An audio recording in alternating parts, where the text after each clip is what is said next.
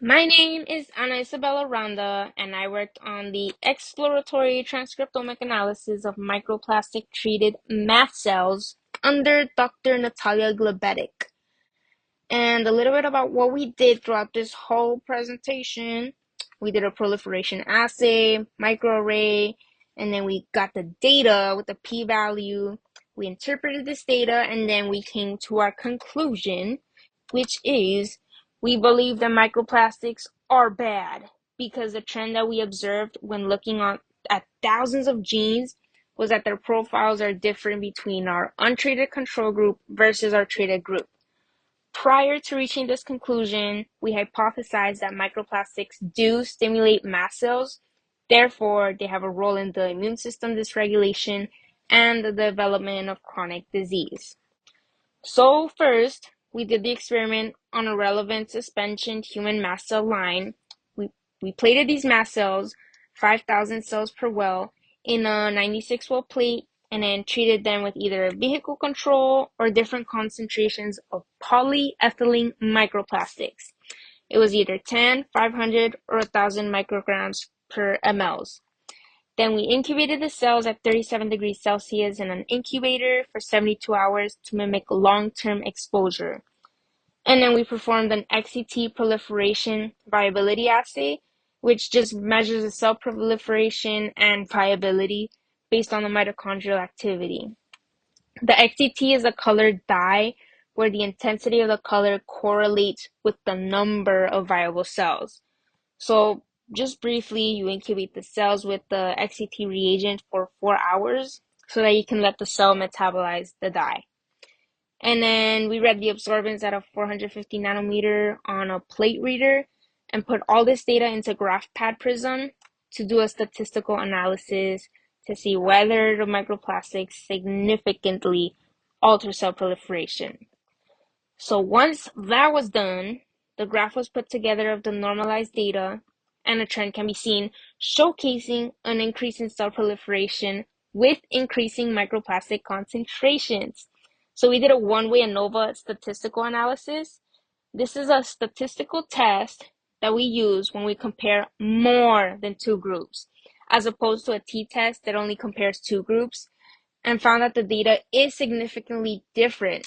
So these two asterisks on the graph, they indicate that the p-value is less than 0.01, meaning this finding is significant and the cell proliferation occurring is definitely related to the concentration of the microplastic treatment. These results were surprising because a lot of the literature that we read over consistently talk about the opposite, that microplastic induces cell death. However, learning that mast cells are being proliferated could indicate that immune reactions could be amplified, potentially leading to heightened inflammation or hypersensitivity, especially since the role of mast cells are to release histamines and other inflammatory mediators during an immune response, because they're basically the first responders. So from this, we decided to look at which cellular pathways would be activated or inhibited upon the treatment that may be causing increase in proliferation. So after doing the assays, which revealed that microplastic exposure increases mast cell proliferation, we sought to further explore the underlying molecular mechanisms driving these changes. So while the XCT assay did provide critical insight into the overall viability and proliferation, it didn't reveal how gene expression or immune activation pathways were affected. To gain a deeper understanding of how microplastics influence mast cell function at the transcriptomic level, we did a whole genome microarray analysis using Clarium-D. This approach allowed us to examine changes in RNA expression across 540,000 genes, providing a comprehensive view of how microplastics modulate cellular processes such as inflammation, stress response, and immune signaling. So again, we plated the cells, million cells per well, in a 6-well plate. We treated them with vehicle control or the 1,000 microgram concentration. We incubate the cells for 72 hours and then we started the RNA extraction. we rinsed the cells with PVS 3 times, lysed and isolated the total RNA, and then handed these samples to the UH Cancer Center. They did the following steps. So they converted RNA to cDNA using reverse transcription, fluorescently labeled the cDNA molecules, and then loaded these already labeled cDNA to the Clarium D microarray chip to allow for hybridization. The chip was then washed to remove any unbound or loosely bound cDNA so that only specific hybridized cDNA remained for accurate detection, and it was scanned using a laser to detect fluorescent signals. The scanner reads the intensity of the fluorescence, which is proportional to the RNA abundance, and they generated raw data files and then gave them back to us, the cell and chip files. This raw data was then loaded into TAC, Transcriptome Analysis Console, where it was normalized with the algorithm shown on the slide, and then the data was corrected for inconsistencies. So TAC transformed this raw data into a readable Excel file, showing how much specific genes are being either up or down regulated in the treated cells compared to the control. Finally, the normalized gene expression data was imported into IPA to visualize and interpret pathway changes, focusing on immune system pathways affected by microplastic exposure. In TAC, we filtered our data to only look at the most up and down regulated genes by including only those that have at least a two-fold change. I found that in all of the treatments, we get an up and down regulation of about or over 10,000 genes when compared to the control.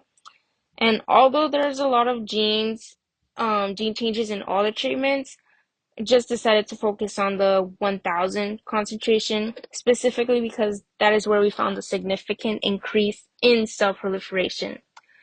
And so next, I decided to load our gene expression data into IPA, a software specifically designed to investigate changes in cellular pathways observed in the differential gene expression data.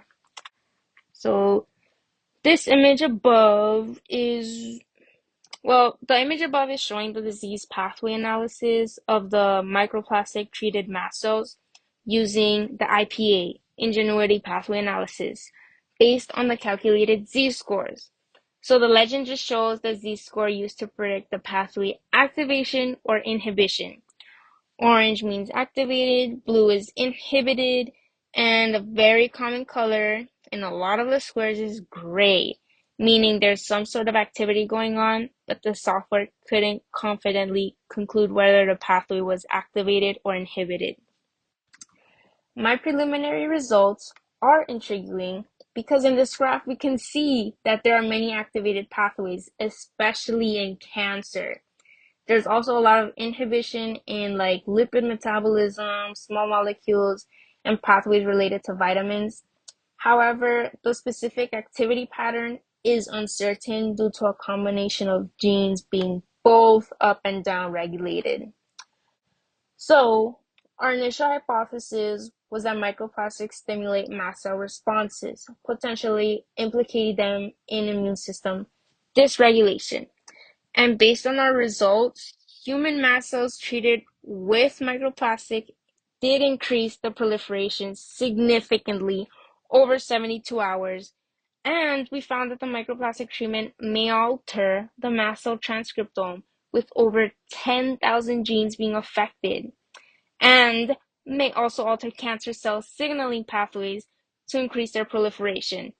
However, because this is still exploratory and has been done once, we will have to use other methods to conclude whether this statement is correct, such as repeating the microarray, doing qPCR, or other methods to validate this.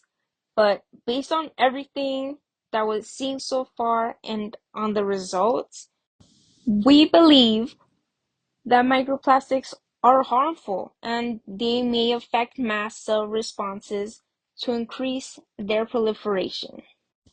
Microplastics are bad. Thanks.